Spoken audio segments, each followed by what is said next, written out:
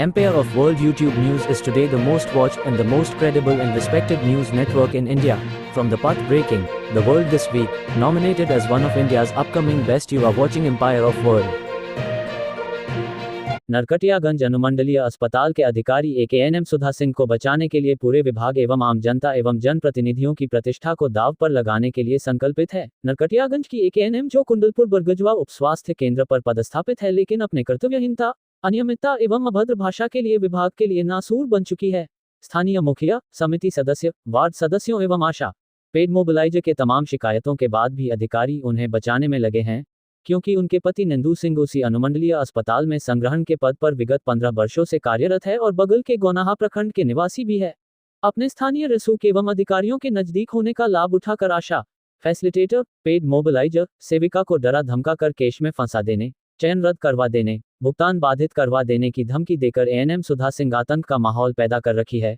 इस संबंध में प्रभारी चिकित्सा पदाधिकारी को आवेदन दिए जाने के बाद भी उचित कार्यवाही नहीं होने से 20 एवं 21 फरवरी को आम जनता ने अपने स्थानीय प्रतिनिधियों के अनुशंसा के साथ जिला पदाधिकारी पम चंपारण एवं मुख्य चिकित्सा पदाधिकारी पम चंपारण को आवेदन दिया, लेकिन 2 सप्ताह से ज्यादा बीत जाने के बाद भी कोई कार्यवाही नहीं होने से असंतोष बढ़ता जा रहा है। स्थानीय ग्रामीण उक्त ANM उप स्वास्थ्य केंद्र से हटाने की मांग कर रहे हैं। यदि विभाग के आला अधिकारी त्वरित संज्ञान नहीं लेते तो ANM सुधा सिंह के स्थानांतरण की मांग को लेकर जनता सड़कों पर उतरने के लिए तैयार है। स्थिति तो यह है कि इनके कार्यक्षेत्र में 7 टीकाकरण केंद्र है और कहीं भी टीकाकरण का लक्ष्य पूरा नहीं होता, न कोई जांच करता, बल्कि जहां टीकाकरण ज्यादा होता वहां WHO के मॉनिटर सहित अन्य लोग जांच करने पहुंच जाते, लेकिन सुधा सिंह 12 बजे टीकाकरण केंद्र पर पहुंचती और 2 बजे चल देती और इनका फर्जी प्रतिवेदन विभाग स्वीकृत कर देता। स्थानीय आशा, पेड मोबिलाइजर सेविका के कहने पर इनके द्वारा अपशब्द का प्रयोग किया जाता और लोगों को कहा जाता कि जिसको जहां जाना है जाए, मेरा कुछ नहीं होने वाला है। देहाती किस्सा है सैया भीले कोतवाल, अब डर काहे को।